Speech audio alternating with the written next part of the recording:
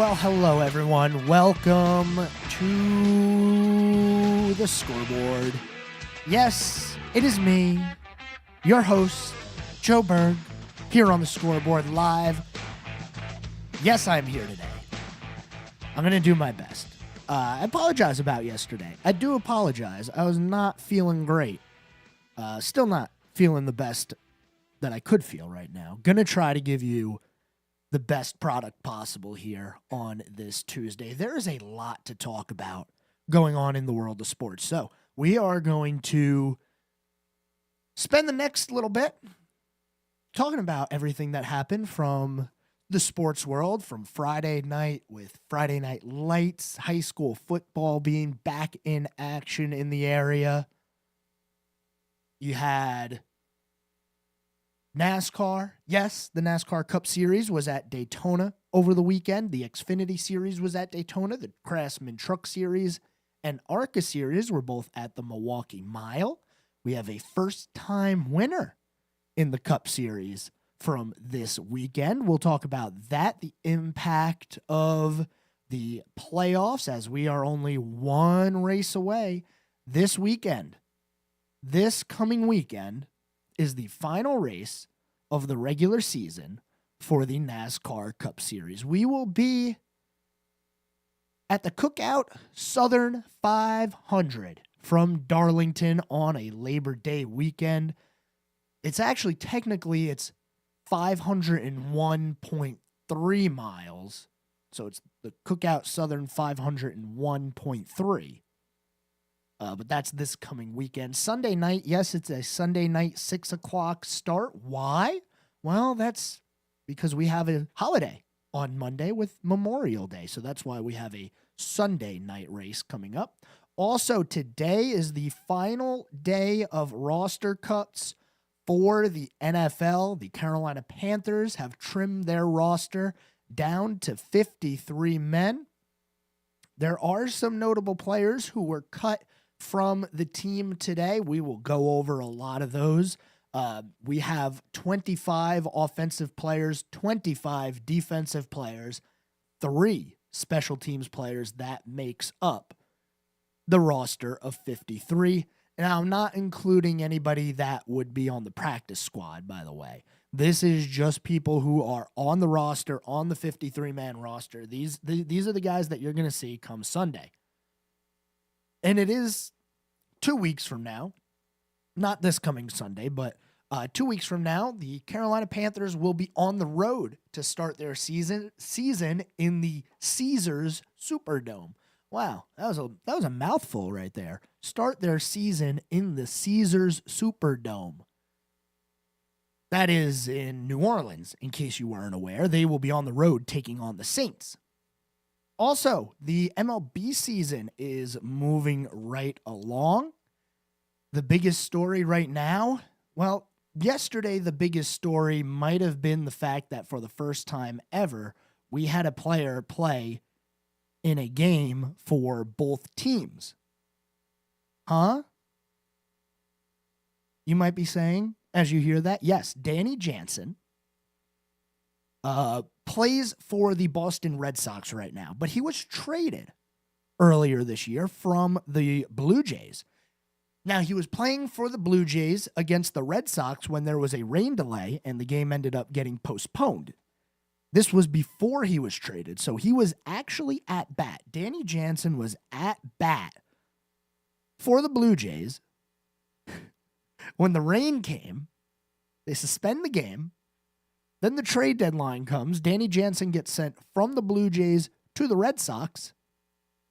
And now the Red Sox and the Blue Jays resume their game, but Danny Jansen is on the Red Sox now. He became the first player in Major League Baseball history to play the same game for both teams. Yes, he did that.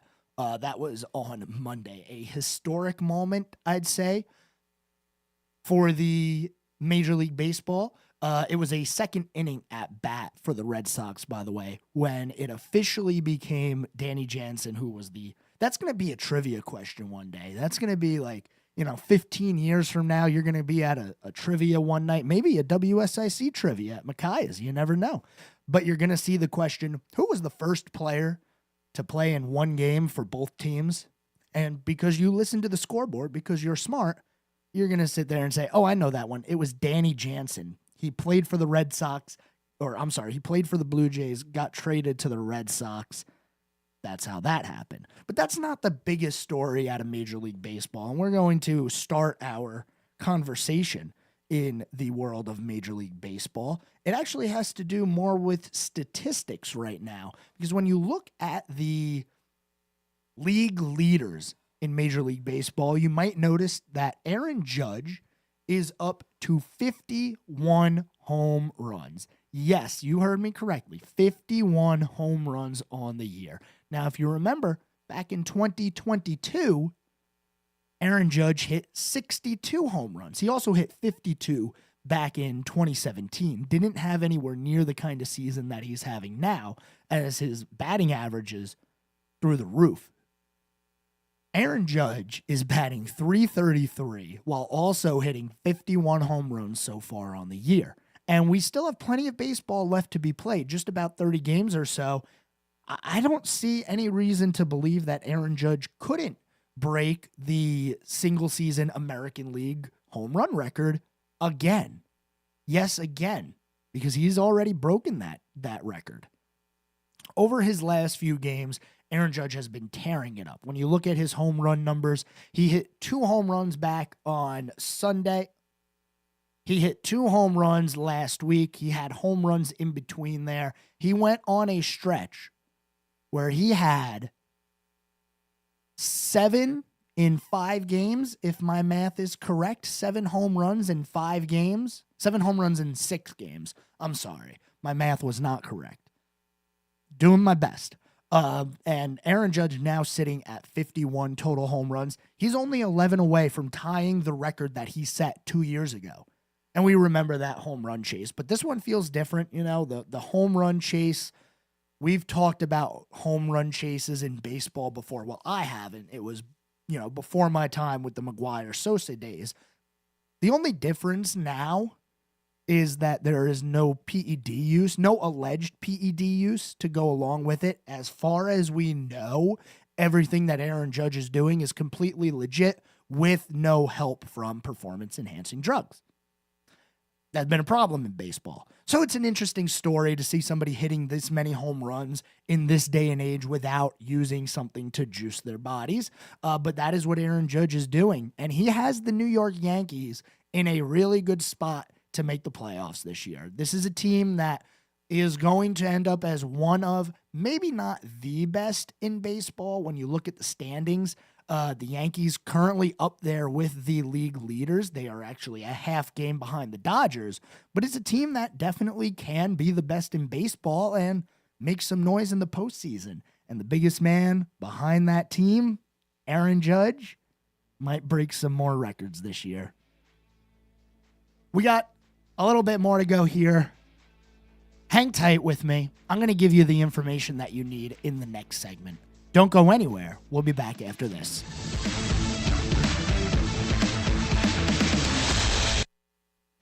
This guy knows his sports, right? There's more of the Scoreboard with Joe Berg on the way on 105.9, 100.7 WSIC. Well, the typical summertime weather is back. Heat and humidity really starting to crank up. Plenty of sunshine today as we climb into the low 90s, and that humidity going to make it feel hotter than that. Overnight, temperatures will stay mild and muggy. Temperatures falling down to around 70 the overnight hours, upper 60s around the outlying spots and farms. For our Wednesday and Thursday, our hottest days of the week, temperatures will climb into the mid and even upper 90s. Feels like temperatures in the low 100s. That's your forecast for the WSIC Weather Center. I'm meteorologist Chase Myers. The app with Lake Norman deals. The WSIC app is out now, wherever you get your apps. Here is your WSIC community calendar. Langtree, Lake Norman, and Mooresville presents Vegas McGraw on Thursday, August 29th. Event time is 6:30 p.m. with music starting at 7. The Langtree Live free concert series powered by Waves Entertainment rolls on this Thursday with Vegas McGraw. The Center Stage Alliance holds the Bluegrass Jam on Friday night. Bring your favorite instrument and come jam every Friday at 109 East Broad Street in Statesville. The Iredell County Fair opens Friday night at the fairgrounds in Troutman. The 88th annual event, sponsored by the Kiwanis Club, features some of the best entertainment in the area, including go-kart racing, carnival rides for all ages, competitive 4-H exhibits and animal shows, the magic of Lance Gifford, and much more. The fair runs through September 7th. Gates and rides open weekdays at 5 p.m. and on weekends at 3 p.m. Tickets are $5, while kids 6 and under are free. Carnival ride tickets and wristbands are available at the ticket box. Enjoy the Iredell County Fair for 9 straight days beginning this Friday at the fairgrounds in Troutman. The town of Davidson presents the Music and Makers concert series on Saturday. Main Street businesses will feature handmade items produced by local makers. Take advantage of the social district and enjoy live music at the Crazy Pig stage on 402 South Main Street in Davidson beginning at 2 p.m. On September 7th, see the top riders from the Monster Energy AMA Supercross Championship as they compete on a custom-built course at ZMAX Dragway. The playoff opener features a 2-moto format for the 450cc class and the 250cc class, promising plenty of drama and excitement the moment the gates drop. The Super Motocross Fan Fest is a pre-race event taking place from 8 a.m. to 2:30 p.m. where you can see the teams practice, prepare, and qualify for the playoff round and is included in the event ticket. Don't miss the biggest Super Motocross race of the year. Visit CharlotteMotorspeedway.com or the CMS app for information and details. To keep up with all the events happening around the community and much more, including amazing local deals, download the WSIC News app today. At Bunch Johnson Funeral Home, our service to families is second to none. We're here for you when you need it most. Let us help you focus on healing. We'll handle the rest. Bunch Johnson Funeral Home. The best talk all day long. WSIC. Local starts here. Now more of the Scoreboard with Joe Berg on 105.9 100.7 WSIC.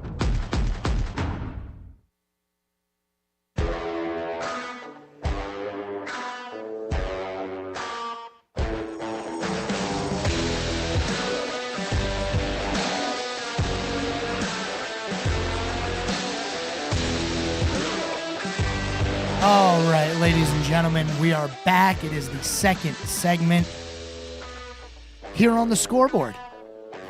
Not taking any phone calls today. We are going to get through the remainder of this segment, and then I'm going to leave you guys with the second half of Friday's program. Just not feeling the best today. You know when you get feeling under the weather and you just can't even think straight? That's kind of how I feel right now. So I do apologize, but I'm going to give you as much information as I can on this final segment here today. We're going to talk about some high school football from Friday, some college football, and the NASCAR Cup Series here in this final segment. So one thing to know is that we had a lot of first games on Friday in the high school football scene. Just some of the scores real quick for you. Lake Norman Charter taking down West Columbus. You had number 5 Huff High School playing number 3, the Northwestern Trojans. Now, the difference between the Huskies and the Trojans, well, Northwestern, they are the 5th-ranked team in South Carolina, whereas, obviously, Huff High School is here in North Carolina. So a little cross-state rivalry, if you will, in that game. But Huff dropped that one 45-44.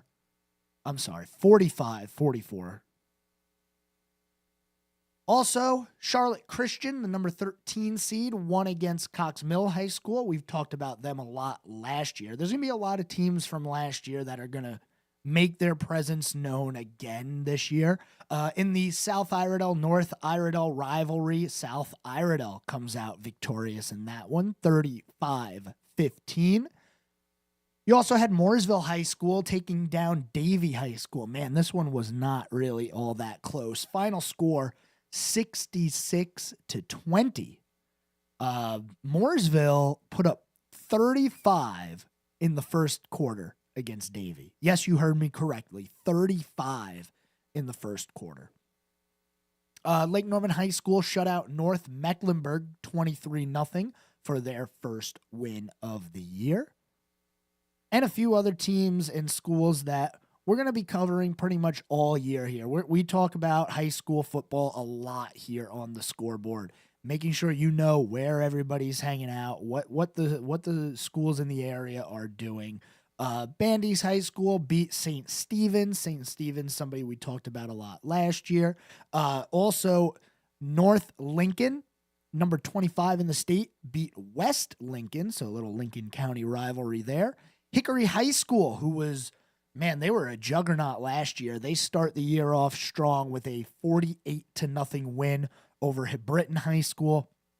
And Statesville High School getting a big win in their first game of the year over Alexander Central. So that's some of the updated scores for you from this Friday as we are now full swing in the high school football season. Just so you know, I've talked about Pine Lake High School, Pine Lake Prep, my alma mater. They did not have a game on Friday. Their first game is coming up Friday. There's also a couple of other schools that didn't have a game in week 1 that they will be playing when we get into week 2 this coming Friday. From one football talk to another, we'll go to the college scene. And what an opening weekend it was on Saturday. First game of the year. I don't know how many people thought that we would see an upset in game number 1. Yes, game 1, we had a top 10 school go down. Florida State, who a lot of people thought got the short end of the stick last year when it comes to playoffs and the injuries and who should and shouldn't be in the playoffs. Well, they drop their first game of the year to Georgia Tech. Yeah, the Yellow Jackets getting it done. Last time Georgia Tech beat a top 10 team, it was 2015. And again, it was Florida State. So the projected best team in the ACC has already lost their first game. Now, I know there's going to be a lot of questions regarding playoffs and are they still going to be eligible for the play? Yeah, they would still, if they keep winning from here on out. Basically, Florida State is in a can't-lose situation. And it really all depends on how the rest of the college football world shakes down. The rankings and the conference championship, we are not going to know a lot until we are pretty much right at the end of the season. We can have all these predictions and say, yeah, we expect this to happen and this to happen, but until we see who wins these conference championship games, we really don't know who is going to rank where. Now, one thing to keep in mind, if you're a fan of Notre Dame football, they are not in a conference. The 4 highest ranked conference champions get buys in the first week of the playoffs. That means that even if Notre Dame is the number 1 team in the country, the highest that they can be ranked in the playoff seedings is 5th. Yeah, it's going to be weird, but because they can't win a conference championship, they cannot get one of those 4 buys in the first week of the playoffs. So just a lot of adjustment that you're going to have to make when you're thinking about who's going to be playing who come playoff time. And, you know, I kind of feel bad for Notre Dame, but at the same time I don't, because they don't have to play a conference championship game. There's not really a chance for them to get knocked out of the playoffs due to that. So it was a good opening week of college football. Things resume Thursday. We have NC State playing Western Carolina Thursday. You have a lot of ranked teams. Utah plays Southern Utah. Missouri plays Murray State. These are all ranked programs, by the way, and these are Thursday games. Friday, you have number 16 Oklahoma playing. Saturday, you got a big slate of games. And then Sunday, you have a game. Number 23 USC, number 13 LSU. That's going to be a big one. And then we have a Monday night game with Boston College taking on Florida State. So we are in college football season. We're in high school football season as well. Things are moving. Let's move on to the Carolina Panthers. Let you know some of the player moves that were made on Tuesday. That's today. It's the final day to cut your roster down to 53 players. So a lot of players that we watched in the preseason did not make the team, including quarterback Jack Plummer. He's one of those players that got released earlier today. Kind of surprising to see Terrence Marshall Jr. get released, the wide receiver, but Terrence Marshall Jr. did get released. Plenty of players got released, but let's talk about some big ones that did make the team. You might not see a lot of Jonathan Brooks at the beginning of the year. He is on the injured reserve list. He is not on the he is not out of the lineup. He is still part of the team. He is just sitting on the injured reserve list for now. There are 2 players that are on the injured reserve list with designation to return this year, and that is who we talked about, cornerback Dane Jackson and safety Sam Franklin. Both of those players will miss the first 4 games of the year. When you're on injured reserve, you are out for 4 games. So Dane Jackson, Sam Franklin, they will miss the first 4 games of the year. Tay Davis and Cam Gill were 2 players that were placed on the injured reserve. They will be missing the entirety of the season. And like I said, Jonathan Brooks is on the reserve list / the non-football injury list. You also have the list of players that did make the team. So just so you know, only 2 quarterbacks for the Panthers this year. Andy Dalton is the backup. Bryce Young will be the starter. A 3-headed monster at running back. You got Chuba Hubbard, Miles Sanders, and Raheem Blackshear. That is who they are running with. The wide receivers that made the squad are Adam Thielen, Deontay Johnson, Jonathan Mingo, Xavier Legette, Amir Smith-Massett, David Moore, and Jalen Coker. Defensively, some players you should know. Jadeveon Clowney, who was signed in the offseason, did make the squad as an outside linebacker. J.C. Horn is going to be playing week 1, which is good to know. He is not on any kind of a injured list. You also have Xavier Woods, the safety. He is going to be a good player for the Panthers this year. Derek Brown is back, one of the best defensive tackles of the season last year. Shy Tuttle's going to be on the squad as well. We're expecting good things from these guys, man. I'm not going to lie. I'm expecting a better year from a lot of these players, starting with starting quarterback Bryce Young. He's got to have a better year this year. And finally, before we head out, just a reminder, we had the Coke Zero Sugar 400 from Daytona on Saturday night. It was Harrison Burton, the 23-year-old, driving for Wood Brothers, getting the victory. It was his first career NASCAR Cup Series win, and it was the 100th career win for the Wood Brothers. So Harrison Burton, no controversy on this one. He is in the playoffs. It kind of shook up the playoff standings. But as we look at that final cut line, Chris Buescher is 21 points ahead of Bubba Wallace. He is 27 points ahead of Ross Chastain. Everybody else is going to have to win to get in. Like I said, ladies and gentlemen, I'm going to leave you guys with the second half of Friday's program for the remainder of the day today. I appreciate everyone rocking with me here on the scoreboard. Hopefully tomorrow back to feeling 100%. And we'll get a lot of information your way tomorrow. I'm going to do my best. You guys, everybody, have a good night, and I'll talk to you tomorrow.